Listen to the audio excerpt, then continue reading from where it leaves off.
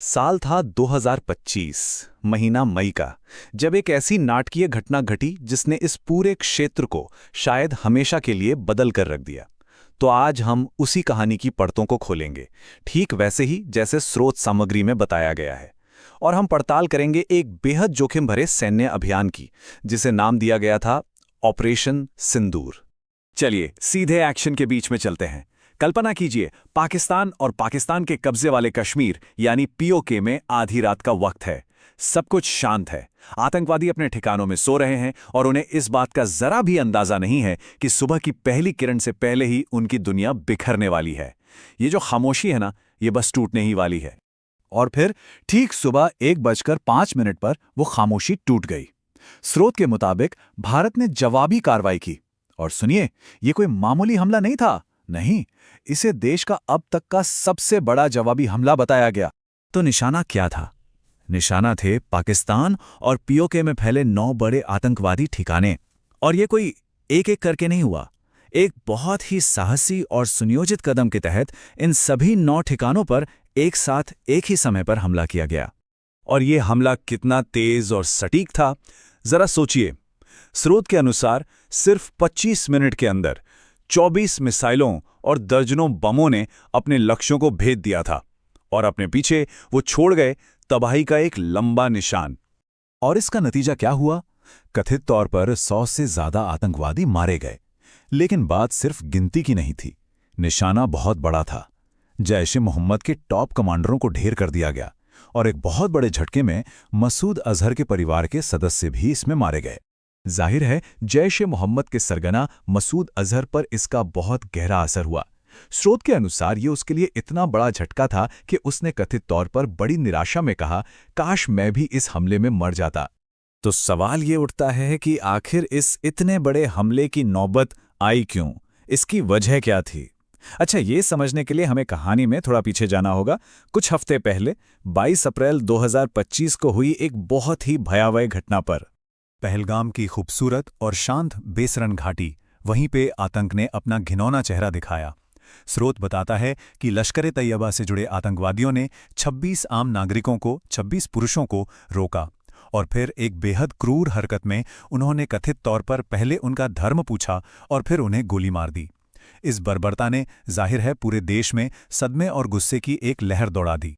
अब इस क्रूर हमले के जवाब में भारत सरकार ने, स्रोत के अनुसार, एक बहुत शक्तिशाली दो तरफा रणनीति अपनाई।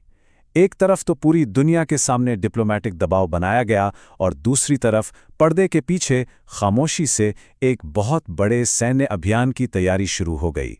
तो देखिए, भारत ने एक साथ कई मोर्चों पर काम करना शुरू कर दिया। दुनिया के सामने सिंधु जल संधि को सस्पेंड करने और अटारी चेकपोस्ट को बंद करने जैसे कड़े डिप्लोमैटिक कदम उठाए गए।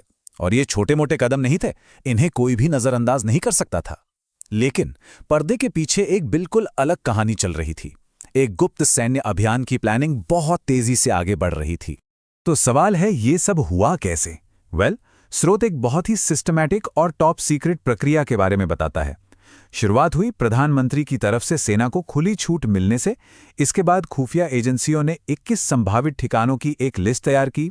फिर उस लिस्ट को और छोटा करके 9 सबसे हाई वैल्यू टारगेट्स को चुना गया। और आखिर में राष्ट्रीय सुरक्षा सलाहकार यानी NSA अजीत डोभाल ने एक पूरा ऑपरेशनल ब्लूप्रिंट तैयार किया, जिसे प्रधानमंत्री ने फाइनल मंजूरी दे दी।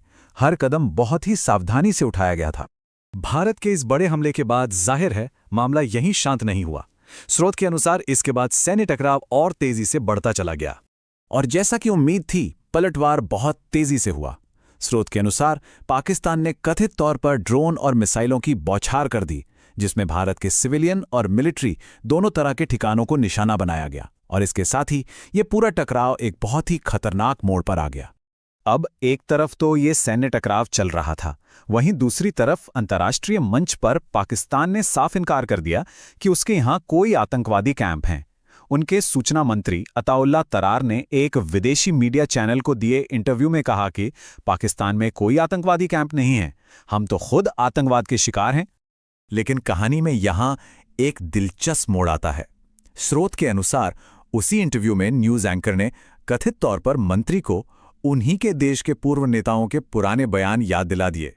परवेज मुशर्रफ और बेनज़ीर भुट्टो जैसों के, जिन्होंने ये बात मानी थी कि पाकिस्तान में आतंकवादी समूह मौजूद हैं। अब इस बात का जवाब देना थोड़ा मुश्किल हो गया। पाकिस्तान के इस पलटवार के बाद स्रोतों के अनुसार भारत ने भी अपने हमले और तेज कर दिए, लेकिन इस बार निशाना सीधे पाकिस्तान के सैन्य बुनियादी ढांचा यानी मिलिट्री इंफ्रास्ट्रक्चर पर था। और ये संख्या देखिए, ये बहुत अहम है। सिर्फ 8 से 10 मई के बीच भारत ने कथित तौर पर पाकिस्तान के 11 मिलिट्री एयरबेस तबाह कर दिए, और इसमें रावलपिंडी का नूर खान एयरबेस भी शामिल था, जिसे स्रोत के मुताबिक पाकिस्तानी वायुसेना की कमान का नर्व सेंटर माना जाता है। अब इस तेज और खतरनाक टकराव के बाद कहानी एक बहुत ही अचानक अंत की तरफ मुड़ती है, और उसके बाद एक नई रणनीति की घोषणा होती है। ये सब कुछ अविश्वसनीय रूप से बहुत तेजी से हुआ।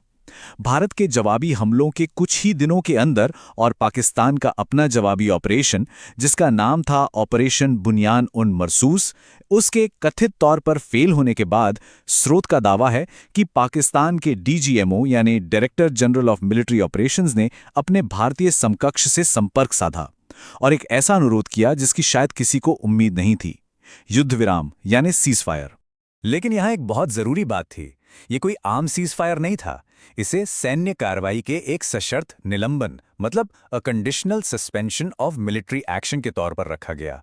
भारत ने एक शर्त रखी, एक साफ लकीर खींच दी। और यही उस नई नीति का सार था जिसके बारे में स्रोत बताता है।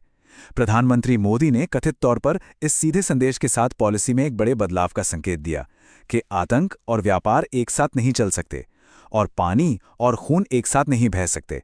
मतलब साफ था, सामान्य रिश्ते और आतंकवाद दोनों एक साथ नहीं चलेंगे। तो जब हम इस पूरी कहानी का विश्लेषण करते हैं तो हमारे सामने एक बहुत बड़ा सवाल खड़ा होता है। स्रोत सामग्री भारत की रणनीति में एक बुनियादी बदलाव की बात करती है, पहले के संयम से हटकर एक ज्यादा आक्रामक रुख अपनाने की।